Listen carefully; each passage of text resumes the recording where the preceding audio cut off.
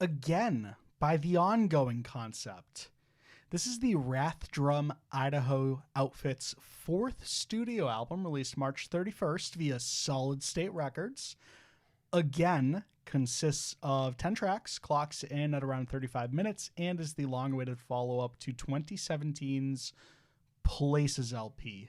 2017 means 6 years in the making, sort of. There was a pretty decently sized chunk of hiatus thrown in the middle of that.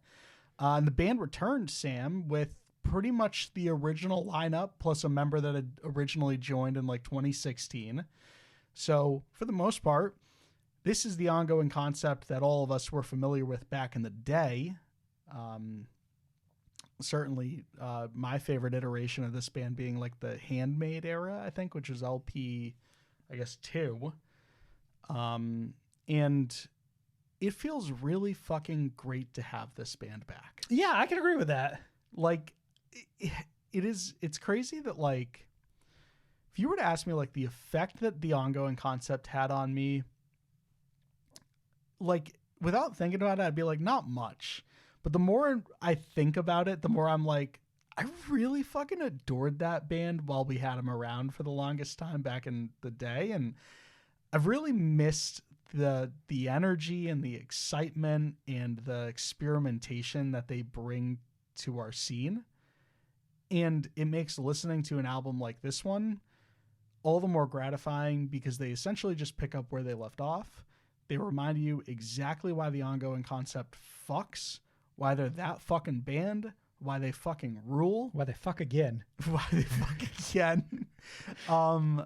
I don't know if you got into it in your notes. I really love I was going to say concept of this The naming album. convention? Right. I mean, it might be conceptual, but at the very least, the naming convention. So it's very intentional in that these are all sort of sequelized versions of existing songs of theirs, right? Like this band blew up off of that fucking banjo breakdown anthem Saloon way back in the day. Mm-hmm. And here we are with this album. We have Saloon again.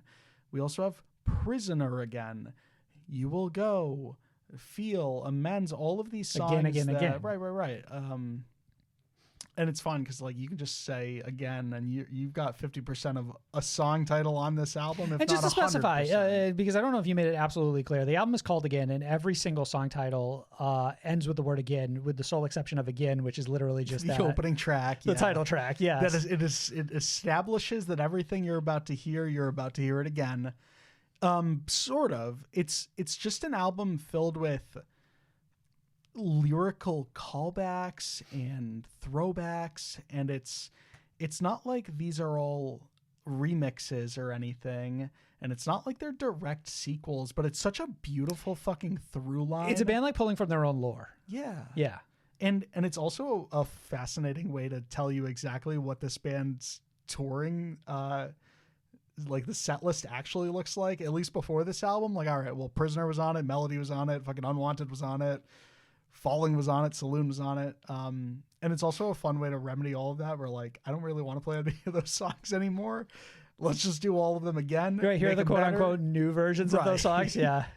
And now we just have an excuse to play a full album through and through. And granted, I have no idea if that's what they're doing, but it's a fun thing to think about. And I mentioned earlier, like experimentation, like if you're unfamiliar with the Ongoing Concept, or maybe if you're listening to the audio podcast, if you weren't able to really gather a good idea as to what this band is when we played that clip at the top, it's also because like you only heard like a small fraction of the experimentation that they do. Like this band infuses their rock and metal with influences of like funk and jazz and blues, and suddenly like there's a lot of synth wave at times throughout this album, which I feel like is a lot more of a today thing than it was a back in the day thing for this band. It's experimental, but it's cohesive in a way that I can really appreciate. It doesn't ever feel like it goes off the rails. It somehow all makes sense under the umbrella of this album. And don't get us wrong either, because it's definitely a fucking hectic listen at times.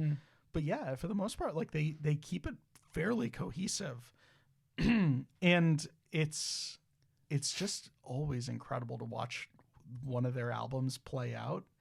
Where you start and where you end is so fucking different, and that journey is such a it's just a masterful ride every single time, like how they get you from point A to point B. One of the most fascinating aspects of this record is that it's entirely unpredictable. And that it almost speaks directly to the ongoing concept who their whole existence now feels unpredictable, like to completely disappear for like 6 years and then just out of nowhere pop back up. And your style is completely different, and like that unpredictability lives with like within individual songs, but over the course of the entirety of the record.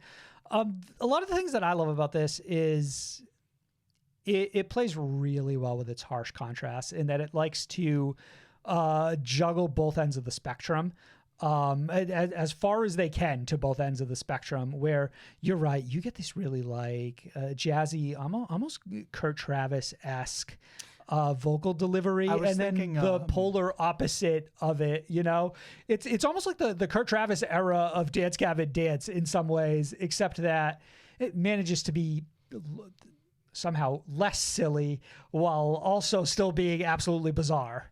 Well, a lot of this comes from like subject matter wise, like you can tell that a lot of the subject matter in this album is personal, comes from like they're wearing their heart on their sleeve for a lot of it. You mentioned like Kurt Travis, Dance Gavin Dance. A band it reminded me of frequently, especially initially throughout the beginning of this album, was a Marionette, in that record we reviewed last year. Yeah, that's a good point of comparison for the vocal style specifically. I'm pretty sure they pull a lot of their influence from Kurt Travis era DGD, but you understand, right? Like, right. It was like a little bit more soulful, a little bit more funkier, I guess. Yeah, no, that's exactly what it feels like. And I'm really happy with it at the end of the day. I'm just super happy with everything on here. So like I said, it's unpredictable. It's like constantly pivoting. It's very fast and loose. You have like like you go from this bluesy swagger to like this screamo in like the blink of an eye. But it's always somehow very movable. Like this feels like this album feels like it was built for the dance floor in a way that's almost like strange in a sense, because this doesn't feel like the genre in which you'd want to like to try to attain that like certain like I think it's crazy to me that even at its most abrasive, I'm still like, it still loosens my hips up a little bit. Yeah. So there's something to be said for like this album has a rhythm that like I can really get behind. The highlights of this album for me personally are Melody again and Unwanted again, for the phenomenal job they do centering that really gorgeous like vocal delivery, that more like sing-songy melodic style that the band has. So I would definitely want to echo that, but what I'll take your bet and I'll raise you. I think that out of albums I've heard this year, Prisoner again, Melody again, Unwanted again might be the best 1-2-3 punch of the year so far. It's very strong. Absolutely agree with you. Unbeatable so far. And then outside of that, for me, the one other really high highlight would be The Clothes Are Falling Again. Mostly because I like that it's like almost the hardest pivot on the album, where it kind of like really tones things back. It's stripped back like entirely. So fully tones things down, right? But then, you know, it does that little thing that I am always sort of like head over heels for, where it ties back into the intro of the album. So it feels like we have a really like full circle moment. And then you can sort of kick the record off again and just sort of feel like you're starting the journey all over again. It's like, I love that sort of cyclical thing that like albums do. And this one does it particularly well. I do think that it does have a little bit of a gap between what I think the highlights are and some of the other tracks on here, where I like the style, but I may not be in love with that song in particular. Like, I think from start to finish, I really like the tempo and the feel of the record and the rhythm of the record and a lot of the things that the band strives to achieve. But I don't know that every individual song really sells it as well as, you know, that pack of three that you called out and the closer in the way that it really like pivots to something completely different. Funny enough, I kind of found Saloon Again to be a track that I enjoyed the least, which is strange because in a way you're right. When I think of this band, like going back, that would have been the song I would most have looked forward to. Most untethered, right? I'm actually not far off. I thought it was fine. That was like the one song where I was like, definitely not as cool as the fucking original type version.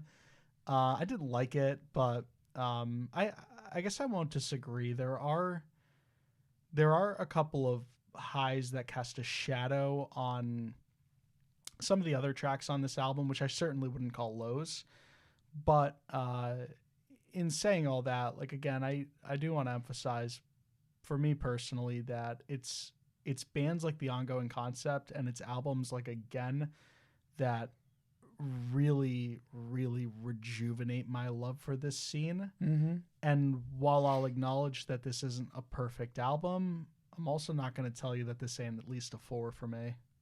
Okay. Out of 5. Yep. I can respect that. It comes closer to a 3 for me, where I find myself really enjoying it, but I think I nitpick it a little bit and will more likely find myself attached to certain songs than I will the entirety of this record. If it gives you or the audience a better understanding of like exactly where I land with this album, as soon as I finished listening to it, I just went and bought the vinyl. Okay, well then, in terms of this band, that is a 100% success rate for you personally. Yeah, that's exactly the reaction you want when somebody listens to your album. Well, and it was like they had posted something on Twitter that was like it was limited to 250, and one was still available, and I was like, it's mine. That's fucking mine. And we saved one just for Marcos. Right. Well, there were probably more, but like it was still for sale, and I was like, all right, well, I loved it. 250 left. Fucking give me all mine. Understandable. Go listen to it again and again and again.